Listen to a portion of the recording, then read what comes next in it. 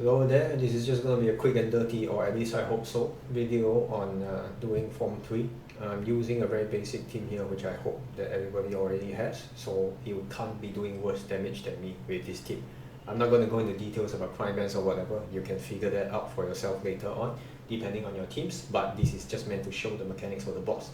Now first thing first, starting positions, nobody in the middle 3 names except the tank must be in this particular position, okay? Not here, not here. If for some reason you cannot see the out or you cannot see the skill, you want to see the HP bar, whatever, it should be visible, but if you can't see and you want to put it here, yes, that's fine. But my suggestion is not to, as you will soon see later. Okay, so let's just begin this. Obviously, this first, then you can summon Hecate's, but it doesn't matter because he's invulnerable until he shows his cost. Okay, so there is no need to rush to break his course at this point in time, unless you have an S4 Darren and S4 Shalom. You can break it when he does his first mechanic to avoid one time, up to you. I am going to just do the mechanic myself, because I'm waiting for the charge of the core break from Hecate and Gekabiji.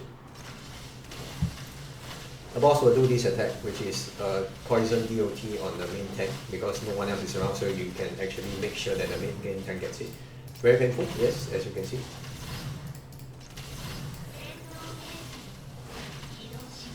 Okay, and it's a very lousy healer. If you have a better healer, then there should be no problem. Here is where he does his first mechanic, the fire and ice rings. A few ways to take care of it, 2 rather, but let's see who he aims for first before we pause. Okay, so he aims for Luvere here. Now Luvere has nobody surrounding her. It's an AoE DOT. You need to put whoever has the ice debuff right after this together with Luvere on the cross area, not an X area. So, since the AoE is the surrounding 3 tiles, right?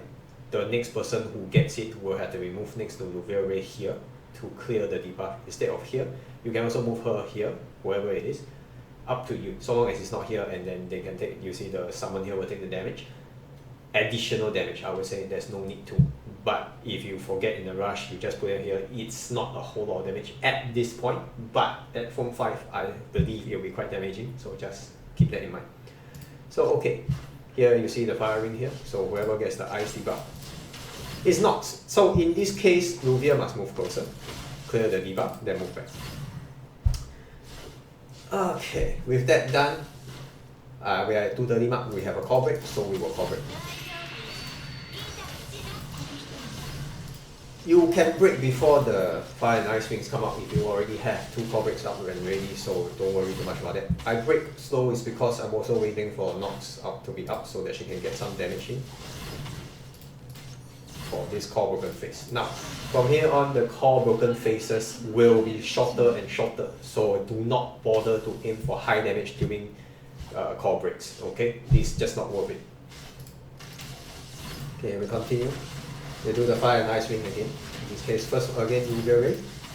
The second one, you can slow down like that, press it, then you can see who gets the ice, move the person appropriately, then move back, okay? Now at the 2-minute mark, he will expose the cores again. Here you see the DOT is back on the main tank, so hopefully it's alive. Here I'll just switch them out so that they will survive. Okay, so do not rush to break the cores here. There will be, wait, as you can see there's a bug here. Now this bug just ignore. What it will do is upon death, it will leave this 3x3 debuff area that will debuff your attack speed. Let Chief tank, okay? It's free. Leave it back there. Do not do anything to this bug. It spawns here in this tile, which is why I prefer the tank to be here, okay? So the tank won't even bother with this little piece of shit here. And honestly, there's no need to bother with it because the boss next will do a landslide. If you remember, it's used to be like 3 lanes on each side. But now, in this case, it's just going to be the center 3 lanes. Save, so just move them away. And you can see the debuff area. Then once it's done, just move back. Do not break the course because there will be a tornado coming that will do red-white damage. Form 5 will likely wipe your entire team. So I highly suggest not breaking course until you see the tornado animation. This is the tornado animation. You can break near the end, or you can break whenever you feel that you're ready. Oops, I'm accidentally full screen this. But okay. So the BJ will do this. Wait a bit. Okay, do it again. That's because she has damage M there. That's why I wait a bit. She will calculate the damage in between both outs to deal maximum damage. Again, then slide. Put her back. Now should save her up for a bit here, because next, what the boss will do, right? Okay, you see this turning animation? That is when he's gonna start summoning smaller ants. The small ants will move here, it will spawn here on this row. They will start moving towards this way. Kill them either in this row or in the row where Luvia and Hecate are. Each ant drops a small puddle that boosts your damage for the remainder of the time. So long as someone is standing in that puddle, they will then get a damage boost. So, how many DPS are there in your team? Count. I will suggest minimum of 3, maximum of 4. Because after you kill one ant, then the next one spawns. It takes a while. During this time, the boss will not attack, so you do not need to worry about healing. My suggestion is, this is the time when Noct should do her out, because her out can help to kill the ants faster if you do not have enough DPS in that spot. Now, hopefully you do not kill the third ant here, right behind the tank, because that's going to be a bit painful. But at this time, Noct is one of my main DPS as well because of her out. So what I'm going to do is probably kill one of the ants there if possible. Move everybody into these positions here, or at least almost everybody, so that they can assist with the DPS of the ants.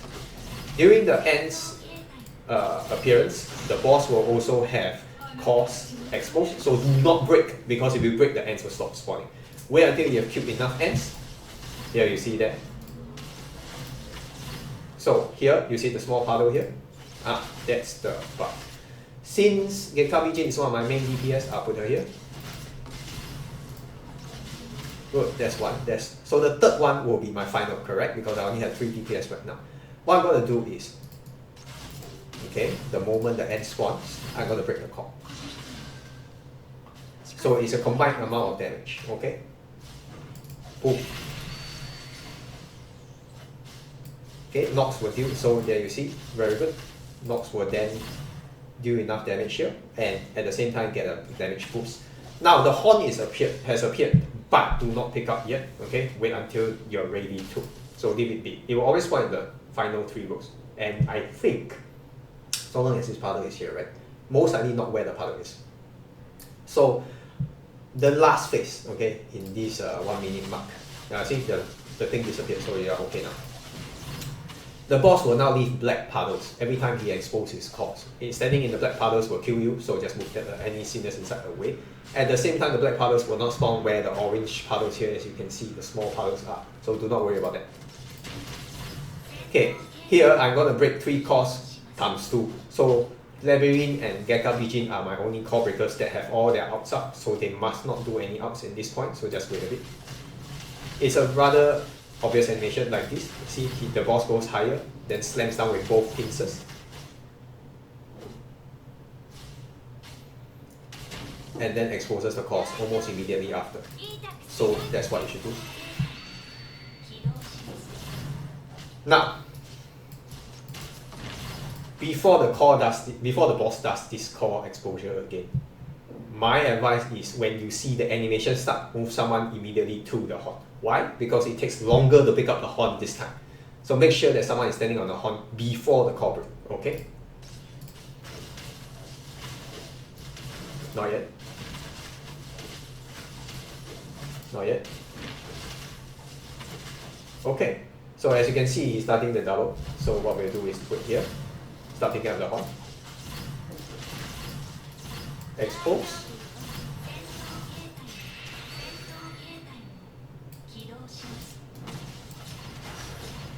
Just nice. You see, both occurs at the same time. This is what you want. If you can time it correctly, okay? Now, unfortunately, Labyrinth got knocked out of her rear, so she'll be here. But okay, now why am I not doing any AC and out first because we still have a lot of time.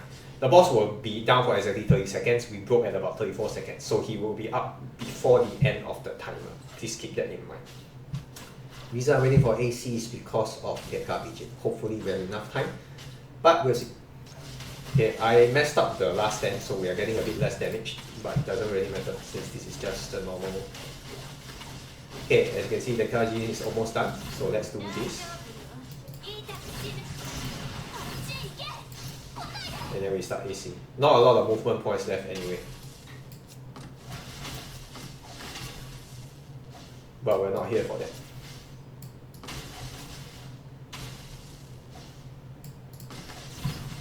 Okay, wait a while more. It's a 10-second thing, so it's about here. 8 seconds. It was at 18 seconds that I did the first out, so 8 seconds, then we just do this. Okay, good. And that's it. Basically, that's the fight. He's gonna do the core break thing again, but it doesn't matter by this point. Okay. So yeah, basically that's the whole fight. Obviously this team is just for show. To show you, like I'm doing 4.3 million damage despite being such a rather bad team. You should not be having any trouble with this at all. Just follow this particular format and adjust for Form 4 and Form 5. If you're already having trouble at this form, then I hope this guide helps you with the most major mechanics so far of the boss fight, as well as placement and all that. Now there is the Darren and Shalom 2 character, easy clear if you need it for the third team. I don't really recommend it, but I mean if you don't have a third team build up because you're new, then feel free. But otherwise, yeah, just come up with a third team, try to follow the format, try to survive. You should be able to hit Form 4. Hopefully you clear level 25. I'm sure that most people in the more established guilds by now won't have a problem clearing level 40. But in case you are carrying your own guild, or in case you want to see how far you can go, then I hope this guide is good enough for what it is. And come up with a more comprehensive guide for Form 5, hopefully in text. Just that I'm playing Dragon's Dogma 2 at the same time, and I'm really more interested in the game right now since it just came out. Hopefully by Saturday and Sunday my SS will have gotten to Form 5. I can do some guide using this same team just to show you how it's done. Okay then, see you in the next video.